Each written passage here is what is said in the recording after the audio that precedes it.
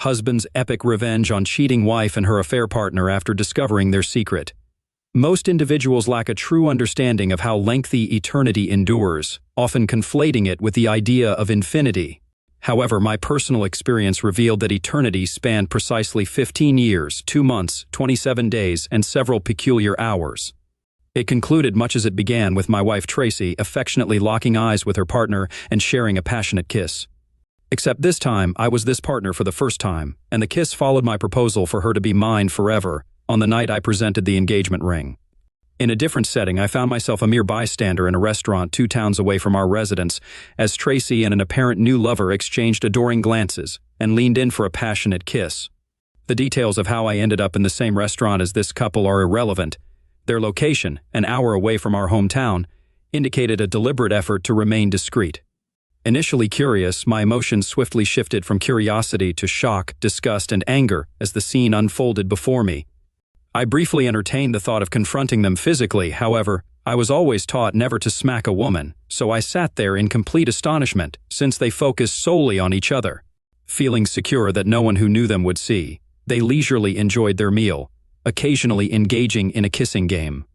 I ate slowly, had dessert, and observed them throughout. My emotions fluctuated between rage and helplessness.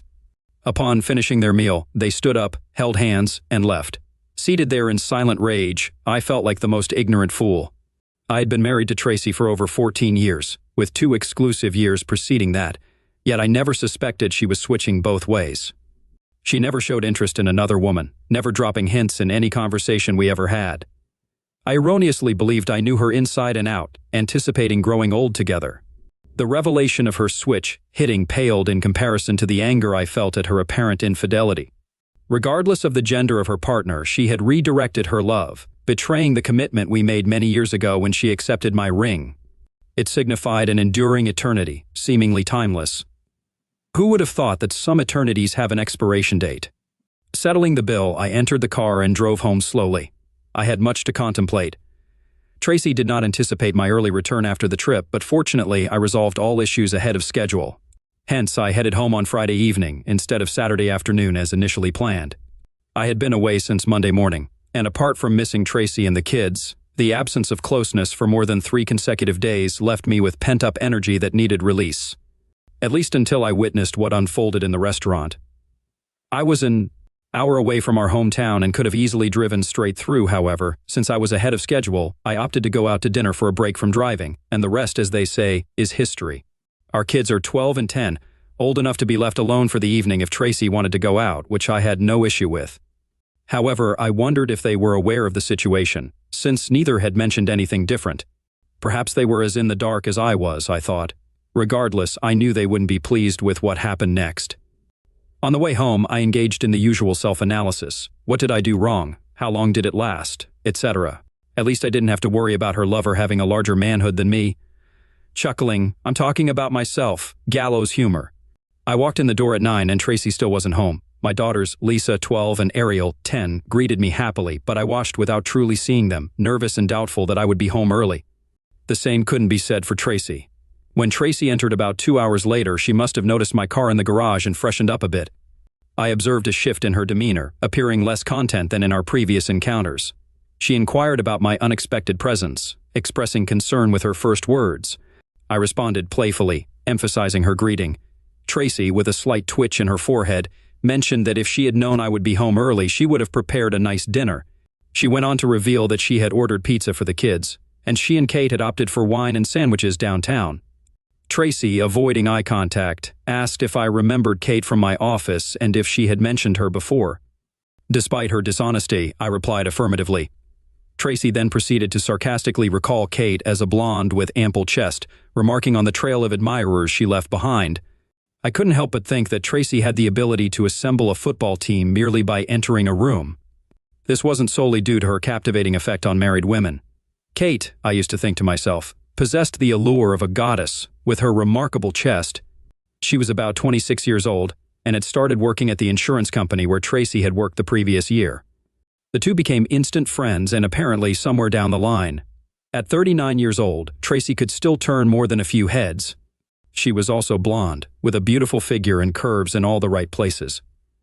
She was only 10 lbs heavier than when we first met, but it was still a great package, and at least until recently. It was exclusively my package. Despite the worried expression on her face, Tracy acted calmly. As for me, I could barely stand on my feet, so I just told her that I was tired and was going to bed. She gave me a quick peck on the lips as I walked past her and headed up the stairs. Perhaps I was mistaken, but I was almost sure that I felt the taste of love making games on her lips. I went to bed but did not fall asleep. The kids went to bed before me, so when I heard a quiet conversation a few minutes later, I realized Tracy was talking to Kate on the phone. It was a short conversation, and a few minutes later, I heard Tracy getting into the shower in our master bathroom. Either I scared her so much that she quit the game and wasn't as careful as before, or she thought I was dreaming and wouldn't find out about it. My heart sank even lower. Between kids' stuff and housework, I didn't have to interact with Tracy too much for the rest of the weekend. She wanted to have a family dinner on Saturday night, but I said I wasn't in the mood and just left the room, effectively ending the conversation. She must have known something was up because I'm rarely rude to her. On Monday morning at work, I requested a day off from my boss due to some personal issues I was facing. Having gone through a divorce about 10 years ago and remarried 5 years ago, John, my boss, had some understanding that something was amiss in the Mason family. Considering the success of my sales trip the previous week, he didn't hesitate when I asked for time off. As I prepared to leave his office, he handed me his business card, revealing it to be that of his divorce lawyer. He conveyed his regret, expressing sorrow for the unexpected turn in my relationship with Tracy. I acknowledged his sentiment, stating that I too had envisioned a lasting connection with Tracy.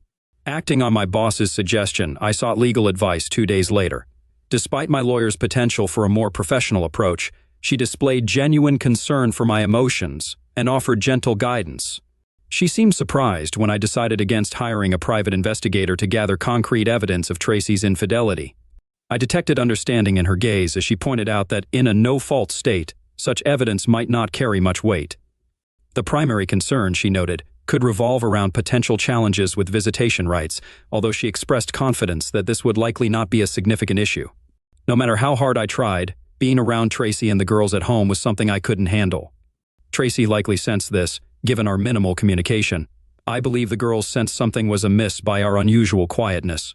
I gave Tracy numerous chances to talk, but she never seized the opportunity. The situation escalated when Tracy was served at work the following week. Call it petty if you will, but I wanted Tracy to experience even a fraction of the pain I felt. I presume she was served around 11:03 a.m. because my phone started ringing incessantly at 11:05. I ignored all 15 calls from her and several from unfamiliar numbers, suspecting she might be using friends' phones to contact me. Surprisingly, I felt a surge of energy for the first time since discovering her with Kate. And I was having a surprisingly good day. Tracy's car was already in the garage when I arrived at 5:30. She wasted no time acknowledging her presence, expressing her anger about being served in front of friends and colleagues. I remained silent until entering the house and putting down my things. The girls were in the living room, engrossed in what seemed to be a movie on the big screen. I calmly stated that I wanted to ensure she was served alongside her mistress for her own comfort. Tracy's anger disappeared, replaced by tears. I retorted, questioning her knowledge about Kate and remarking on the lack of caution in their actions. I asked her 2 things: how long and when she had planned to tell me. She responded, admitting it had been about 6 months and insisting they were planning to inform me soon. In less than 30 seconds, Tracy's demeanor shifted from venomous to defeated. She stumbled to the kitchen table and sat down. I walked over to the drinks cabinet, grabbed a bottle of Buffalo Trace bourbon, poured myself a double, and sat across from her. If looks could homicide, she would have perished within the first 2 seconds. I observed her, and she couldn't tear her eyes away from the table. Quietly, I asked how I couldn't have known about her switch hitting after all this time. She responded that she too had only recently discovered it about herself. She insisted it wasn't planned, it just happened. Finally, she looked at me and held my gaze, saying that it shouldn't change anything between us. Tracy expressed her continued love for me and the need to explore this new aspect of herself. She asked for my support and more time to explore, stating that it was her turn. I expressed my shock, questioning whether 6 months was insufficient for her exploration. I mentioned that if she truly loved me, she would remember our vows and not entertain the idea of exploring at all. I shared my belief that fidelity transcended gender, and she shouldn't have considered such actions. She countered by suggesting that true love could forgive a mistake, to which I argued that once could be a mistake, but 6 months indicated a conscious decision. I expressed my frustration, emphasizing that love should not give her the license to tear my heart out and jeopardize our family. I asserted that her actions had nothing to do with gender, labeling herself self-centered. She retorted, insisting that it had a lot to do with girls, and accused me of being a complainer. I confronted her, accusing her of turning into a piece of garbage before my eyes, and challenged her love for me, claiming she now loved me like a pet rather than a man. I accused her of being in love with the other woman, pointing out that I had fallen to second place. When she denied it, I yelled at her to stop, asserting that I knew what I saw and knew her better than anyone else. She looked guilty, and it dawned on her that I had seen them together, despite her quick attempt. To salvage the situation, I argued that it didn't change the fact that she loved someone else instead of me. I expressed the sentiment that everything might have been different if it were another man. At least then I could confront him. She asked if we could be civil, to which I responded uncertainly, acknowledging the painful truth that she had fallen in love with a woman who had become her mistress, ultimately stealing my wife. A few months later, I learned that the children knew nothing about Tracy's affair. They thought that Aunt Kate was just a close friend of Mom's. They had both seen the occasional quick kiss and gentle touch, but since Aunt Kate wasn't a man, they didn't think there was anything inappropriate. I found out about this one night when the kids and I went out to dinner, and the kids mentioned that Kate had been spending more time in the house since I moved out. They seemed to have figured out that Aunt Kate was one of the reasons Tracy and I were getting a divorce. Since we live in a no-fault divorce state, our finances were pretty much split down the middle. I had to pay her child support, she got the house until the kids went to college, and, of course, I had to pay child support. I moved into an apartment about 15 minutes from my old home. I was completely crushed. Tracy and I kept in touch through the girls. They were involved in all sorts of activities, both in and out of school, and Tracy and I tried our best to show them that we were going to support them as much as possible. I don't know why, but Tracy fought hard with the divorce, and it dragged on for a year before we finally did it. I was polite, nothing more, when I ran into Tracy and Kate at my daughter's parties. As for family events, I was always invited, but knowing that Tracy would be there, I apologized and escaped. For forgiveness, I know I was giving up some wonderful family memories, but it took everything I had to keep my composure when she and Kate were around. I did a solo day for the kids to give them birthday and Christmas gifts. As you might expect, each of us retained the friends we had before we got married. Almost all the friends we made after we got married stayed with Tracy. As one of the husbands explained to me, many of them felt awkward around me, given that I had lost my wife to a woman. The consensus seemed to be that I somehow deserved it, and several of our married women friends almost made just that claim. I let them go without a fight because, as the old saying goes, you learn who your real friends are under adverse conditions. By my own choice, I didn't date much for the next few years. My heart certainly wasn't ready for this, and I didn't need much communication. After a year of being alone, I went to the local animal shelter and adopted a German Shepherd who was probably about 3 years old. I actually went to the shelter and asked them to show me the 3 dogs that had been there the longest. The one I chose had been there since he was a frisky puppy, but after being rejected repeatedly, he turned into a quiet, reclusive animal with the saddest pair of eyes I've ever seen on an animal. I felt like we were soulmates because we were both rejected. The dog's name was Bob, not some cute animal name or something named after a cute Disney character, just Bob. Bob caught me, and I caught Bob. The first thing he did when I brought him into my apartment, after sniffing around, was to climb onto the couch next to me and curl up next to me. He was good with the girls when I had them over on the weekends, but I think Bob liked it best when it was just us guys. He loved to walk or ride with me, and we could talk about almost any topic. Admittedly, Bob was mostly silent during these conversations, but I knew from the look on his face and ears that he was paying attention to everything I said. A few years later, my oldest daughter, Lisa, met a guy from Boston in college and got married. Since I was doing pretty well in my engineering career, I could afford to give her the wedding of her dreams. I couldn't have been more proud of her as I walked her down the aisle, but after the service, I earned a reprimand from her for ruining my one line. I realized this right during the rehearsal, but under the pressure of the real situation, my voice cracked. Coming to my senses, I responded to the question of who was giving Lisa away with a simple I instead of the correct her mother and I. I admitted to almost choking on my words. Taking my seat in the front row beside Tracy, she leaned towards me and quietly remarked that it was disgusting, and I knew it. Kate, seated next to Tracy, leaned forward and audaciously glared at me. I discreetly told her to forget it with just my lips, checking if the pastor noticed our exchange. Wedding ceremonies always bring back memories for me, and at first I looked back on my wedding day fondly. This memory lasted about 30 seconds before I mentally pictured Tracy and Kate together in the restaurant when I found out about them. When I awoke from my reverie, Tracy was looking at me sadly. She blushed and quickly looked away. I guess I wasn't the only one taking a walk down memory lane. Although I didn't try to watch, I noticed that Tracy and Kate seemed to be having a great time together with Lisa, her new husband Jerry, and almost everyone else. It was then that I noticed I was one of the few single people over 50 in the room. Feeling sorry for myself, I went to the open bar and ordered a shot of 18-year-old Irish whiskey. Taking my glass, I sat down at my table and quietly patted myself on the back for hosting such a grand event. 3 years later, I was about to play the father of the bride again when my youngest, Ariel, had her beau walk her down the aisle. This time, I decided not to go it alone and finally made a concerted effort to meet people. Returning home from a 3-day trip out of state. 3 weeks later, I stopped at a small bar restaurant about an hour from my apartment. Though I usually avoid such bars due to my dislike of country western music, they were advertising pork barbecue, so I had to stop. The food was great, and as the DJ started playing music around 8 p.m., I looked around in case there might be someone worth chatting with, so to speak. Just then, a 30-year-old black woman with the face of an angel walked through the door. She was absolutely gorgeous, and I wondered why an unmarried young black woman was at the bar at this time. On the other hand, there I was, the lonely old white guy. I knew she was probably too young for me, but damn it, I motioned to the bartender to put everything she drank on my tab. He told her that her drink was paid for and gestured in my direction. She walked over to my table to thank me, and I invited her to sit down. To my surprise, she sat down next to me and introduced herself as Jade.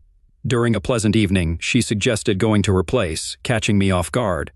Without hesitation, we headed towards the door, when a man in a cowboy hat approached Jade and lightly kissed her cheek. I halted abruptly, and Jade reassured me, introducing him as her husband, Fred. She asked if he could join and have a look, to which Fred grinned and mentioned their involvement. I expressed my discomfort, stating there was something wrong with the situation and the messed-up generation. I raised my hands, signaling them to stop, and left alone to my car. In another attempt to find companionship, I turned to my church. Carrie, a 50-year-old divorcee with long black hair, a 34 billions chest, long legs, and a big smile, and I got along well. After a few dates, we went back to my apartment, leading to closeness. However, during the encounter, she began muttering her ex-husband Jim's name. The situation escalated as she screamed it during subsequent climaxes. I stopped immediately, explaining that I wasn't Jim. In response, she expressed genuine anger and questioned why I had stopped. In silence, I drove her home, and needless to say, there was no fifth date. For my next dating venture, I invited a CO worker over for an evening of food and dancing. Allison Webb, a vivacious 42-year-old divorcee who had separated from her husband almost 5 years ago, was a blonde with a slightly larger chest and a bump than someone of average proportions. We had been friends at work for about 10 years, and by this point, she had heard my sad story, and I had heard hers. Our great evening turned into several wonderful evenings, and we genuinely enjoyed each other's company, even before our first time making love. Looking forward to a great time at the wedding, I invited Allison to be my date. She responded seriously, expressing uncertainty about accompanying me to my daughter's wedding considering the family dynamics with my ex-wife. I mentioned that she would need the green light from Bob, my wingman, a 45 lb German Shepherd mix with sophisticated taste. I explained that if Bob didn't like her, he wouldn't accompany me to the wedding. She found this peculiar and labeled me a strange person. After passing Bob's test the following week, Allison agreed to be my wedding date, bringing joy to the girls who were happy I wouldn't be attending solo. Tracy, however, appeared displeased with this arrangement, consistently giving me disgruntled looks. Since I didn't engage much with her, I disregarded her opinion. However, it bothered Allison, who sensed Tracy's dislike for her. At the rehearsal dinner, I found Tracy alone and finally confronted her, asking about her problem. Tracy responded with sarcasm, expressing disdain for Allison and questioning if I was now dating Girl Scouts. I noted that Tracy's jealousy didn't look good on her, reminding her that Allison, Tracy, and Kate were the same age. I playfully remarked that Tracy had traded me for a younger female version, and she responded with shy grace. A year later, Allison became my second wife, and life went on. Truthfully, I had completely forgotten that I was on the bone marrow registry when I got a call one day at work and was told that, after 30 years, I was a match for someone. Thrilled at the opportunity to help save someone's life, I knew the bone marrow extraction would be somewhat inconvenient, but my hero complex made me more than willing to undergo the procedure. Further testing was required, and if it was favorable, the extraction would be scheduled for 2 weeks. After granting my consent, I told them I was on board. While not very religious, I believe in God, and there's an old saying that God works in mysterious ways. I never thought about it until 4 days later, when I spoke on the phone with my oldest daughter, Lisa, during our weekly conversation. Ariel and I avoid discussing Tracy's life, but Lisa mentioned that bone marrow had been found for Aunt Kate, and they were actively involved. Through Lisa, I conveyed my best wishes to Kate and Tracy, expressing that despite the pain caused by their actions, I didn't wish them harm. Lisa warned that as an adult, I could call them myself. I acknowledged this but explained that the less I talked to them, the less likely I was to say something unpleasant that I might regret later. Lisa encouraged me to come to terms with the divorce, highlighting that I've been happily married to Allison for almost 2 years. Acknowledging my happiness, I shared that while I no longer hated Tracy, she wasn't on my Facebook friends list. I decided to send Tracy flowers with a card of good wishes. Later, as I ordered the bouquet, a thought struck me. Bone marrow matches are rare, and the coincidence of Kate finding a match around the same time as me seemed too convenient. Aware of the anonymity in the donation process, I contacted my registry contact, pretending to be optimistic, and inquired about the likelihood of my match living in the same city. She stuttered and admitted it was the first time someone had identified their match.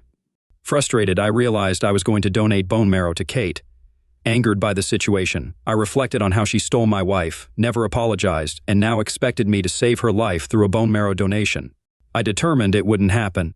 2 days later, I called my registry contact back and said I was refusing to make the donation. She almost burst into tears, and when she came to her senses, she asked me if there was any specific reason why I backed down. She explained that although I had the right to refuse, this was almost never done and would cause great consternation at the registry. I apologized for causing horror, but told her it was in my own best interest to refuse. She muttered that she was sorry and told me that if I changed my mind in the very near future, I should call her. Allison was furious when I told her I had turned down the donation. I didn't tell her that I found out who the donation was supposed to go to. She just knew that I had abandoned the obligation to possibly save someone's life. My wife expressed her frustration, practically screaming at me, questioning why, after expressing the desire to help, I now wanted to ruin someone's life. It was the first time I heard Allison use strong language, and I decided to be honest with her, explaining that I wouldn't have informed my ex-wife or Kate about the donation if I had a choice. She was unimpressed by my reasoning, accusing me of denying Kate a chance at life for revenge. I clarified that it wasn't revenge, emphasizing my efforts to have as little in common with my ex-wife and Kate as possible since they both hurt me. Allison questioned if they knew about her involvement, and I assured her that everything was done anonymously and I only found out about it by luck. As I shared this, Allison's expression softened. She argued that I couldn't refuse the opportunity to save someone's life, emphasizing the weight of holding Kate's life in my hands. She whispered that I was too nice a guy to withhold help, and that the guilt would eventually consume me. I disagreed, stating that I wouldn't feel guilty as Kate and Tracy had broken my heart. I emphasized that they would never know it was me. Allison expressed concern, mentioning the hope they had and how my decision might have ruined it for them. Allison and I continued to have disagreements, and it felt like we were growing apart as a couple. Our differences seemed more pronounced than ever. At one point, she asked about my Christian charity, to which I responded by questioning whether I should blindly give money to someone who might damage me. She called me ridiculous. In response, I explained that they hadn't torn out my heart and turned my world upside down like they did to me. I expressed my reluctance to simply shrug off the pain and help them after 17 years. I reminded her that Tracy had been married to Kate longer than to me and suggested she deal with it. Allison insisted they had made a decision, and I replied quietly that they could live or not, indifferent to their fate. A few days later, on a Saturday afternoon, I left the room, informing Allison that I was going to the range to blow off some steam. She reminded me to be back before dinner, as the girls were coming and didn't want me to smell like gunpowder, instructing me to take a shower before we ate. I knocked the living crap out of the target with 500 rounds from my 9mm. I can't explain why, but shooting always relaxes me. I think it's because you have to really concentrate on what you're doing, and when you stop concentrating so hard, your body goes into a relaxed mode, at least that's my thought, and I stand by it. I definitely smelled like gunpowder when I got home, so when I got home, I quickly headed to the shower. I glanced at the dining table. It was set for 6 people, and from the smell, Allison was cooking a roast. She is a great cook, and I was hoping she would make these little brown potatoes instead of mashed potatoes. After taking a shower, I poured myself a glass of rye whiskey and brought Ellie a glass of wine. She seemed a little nervous, which I put down to her wanting the dinner to be perfect for the girls and their husbands. I kissed her on the lips. I was sitting in the living room reading on the computer when the door opened, and the girls came in, not accompanied by their husbands but by Tracy and a shabby-looking Kate. I wasn't happy to see any of them, and I shot Allison a glare as I stood up to greet everyone. I kissed both girls but didn't say anything to my ex or Kate. I noticed that they greeted Allison with what could be called enthusiasm. There seemed to be a lot of whispering around. Not having been born yesterday, I immediately knew that Allison had orchestrated this little intervention. I was more inclined to think of it as an ambush, since apparently I was the only one unaware of the meeting. I thought about just taking my phone and leaving, but then I decided it was time for me to speak up. At first, however, I had to endure the excuse that it was just a nice meal with family and friends. Kate's illness was the main topic of conversation at the table, although I took no part in it, sitting with what I thought was a thoughtful expression on my face. I suppose dinner and dessert were good. I really couldn't tell. Being the good host, I provided everyone with their after-dinner drinks, and we moved into the living room. After a moment of silence, I decided it was time to express my thoughts. I questioned who would speak first. The woman who had betrayed my trust to arrange the meeting. The woman who had broken my heart years ago but now believed I owed her a favor. Or perhaps the woman who had taken a married woman from her unsuspecting, loving husband and now needed help for a chance at life. As I made my statement, I looked at each face in turn, and none of the women could meet my gaze. Allison seemed excited when I called her name, and my eldest daughter, Lisa, took the initiative to speak. She acknowledged my lingering anger toward Mom and Aunt Kate but criticized my refusal to donate bone marrow as childish and petty, stating it was beneath me. Lisa argued that seeking revenge by denying someone a chance at life was wrong, emphasizing that it involved a person's life, not a frivolous act like hitting someone with a whipped cake. I took a sip of rye whiskey and cleared my throat, shaking my head slightly. I expressed my anger and stated that every action in life has consequences. I noted that Tracy and Kate never expected such severe consequences but were now trying to make their problem mine. I highlighted the unexpected opportunity to make a difference in the life of someone who had wronged me.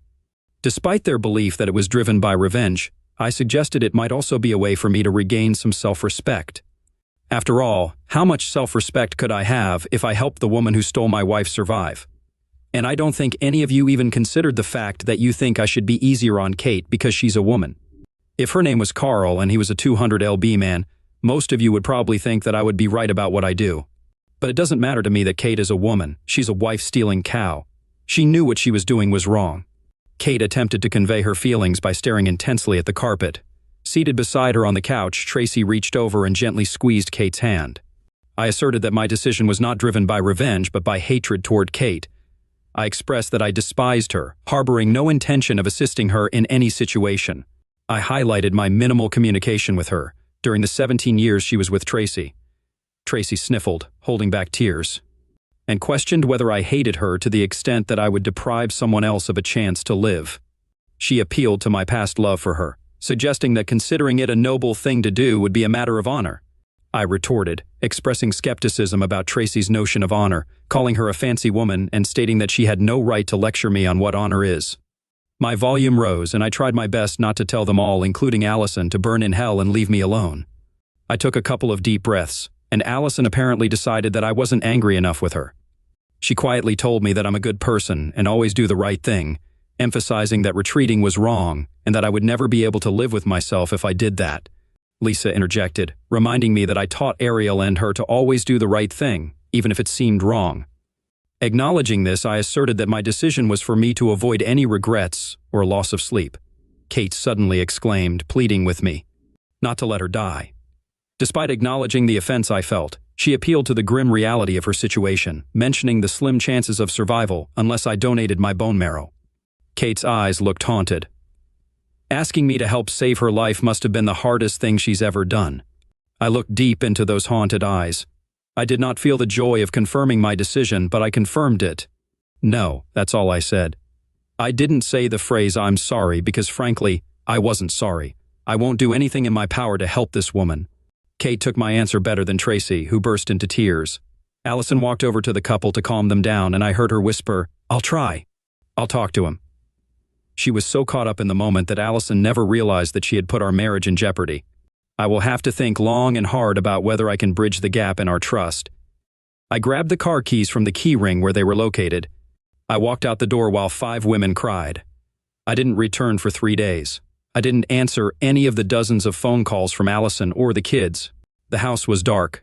I quickly looked around and decided that Allison had stopped somewhere else for the time being. A suitcase and some clothes were missing, but almost everything else was left untouched. I also grabbed my suitcase and packed a few things, taking most of my clothes and most of my belongings with me. I left my wedding ring in the middle of the kitchen table. 3 days later at work, I received an anonymous call that turned out to be Allison. She expressed disbelief that our relationship was ending because I refused to be what she considered the biggest idiot in the world. I responded by expressing my astonishment at being married to someone who had completely violated my trust. I suggested that both of us could fix the situation, and if anyone was seeking revenge, it wasn't me but perhaps a higher power. I referenced the biblical saying, "Vengeance is mine, says the Lord." I criticized her for her actions and remarked that she really sucked. Kate passed away 2 months after our official divorce, and I learned about it through the local newspaper obituary. I hadn't followed her case, and none of my daughters kept me informed. Despite the estrangement from my daughters after the confrontation, I stood firm in my belief and stance of not helping Kate, and neither I nor my girls backed down. My decision was the right one for me. I never lost a minute of sleep over not giving Kate my bone marrow. The people at the bone marrow registry were not very understanding of my individual situation and completely crossed me off the list. I was fine with this because the likelihood of me getting a second match was extremely unlikely. Bob was a bit moody and not exactly thrilled with any of the women I'd brought home over the past year or so. But that was okay because at 62 I wasn't really looking. For wife number 3, somewhat surprisingly, I was still getting my share of good closeness. I learned that at that age, eligible women outnumbered eligible men about 4 to 1, and if her health was good, there was a good chance my girlfriend was ready for a roll in the hay for the evening. Of course, we couldn't frolic with too much youth. After all, neither of us wanted to break a hip. But more often than not, we both enjoyed a nice roll in the hay. I jokingly called my ladies my handsome old singletons. I hadn't spoken to anyone in my family for over 4 years when my youngest, Ariel, called to tell me that Tracy had died a few days ago. She thought I should know and invited me to the funeral. We had 15 good years together and had 2 kids, so I figured I should at least show up. Maybe I could improve my relationship with the girls. I sat in the back, alone. It was a good ceremony. After the funeral, I approached the girls and their families. I received shy hugs from the girls, firm handshakes from their husbands, and shy greetings from my 3 grandchildren. We went to a nearby restaurant to talk. About 3 minutes passed before the first salvo was fired. This came from Lisa. She abruptly questioned why Aunt Kate was allowed to die, and I responded, noting the unchanged nature of the conversation after 4 years. Referring to Kate as a wife thief, I asserted that it would be the final discussion on the matter. Changing the topic, I pointed out a young man at the bar, suggesting a hypothetical scenario where he kissed Lisa. Jerry expressed, without hesitation, that he would damage him. And when asked about a potential affair, he stated the man would already be dead. I drew a parallel, mentioning that since he would be dead, Jerry wouldn't have to worry about donating bone marrow if he fell sick. Jerry agreed, and I clarified that I didn't save Kate's life partly due to her being a woman, which may have been a mistake. I asserted that I shouldn't have saved the life of the man involved with my wife, or the one who stole it. Jerry agreed with the realization dawning on him, and he looked around the room, observing understanding gradually light up in each pair of eyes. I quietly shared that I wasn't proud of my decision, but not ashamed either, explaining that Kate didn't deserve my compassion for stealing the love of my life. Ariel questioned how I could withhold compassion if I ever loved her mother. I confessed to having loved her mother deeply, but when she broke my heart, much of that love turned to hate.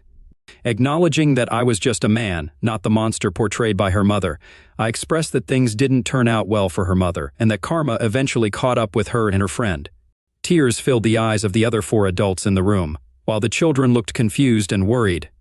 I recognized that it would take time for all of us to come to terms with the situation and suggested that we not dwell on the past as life goes on.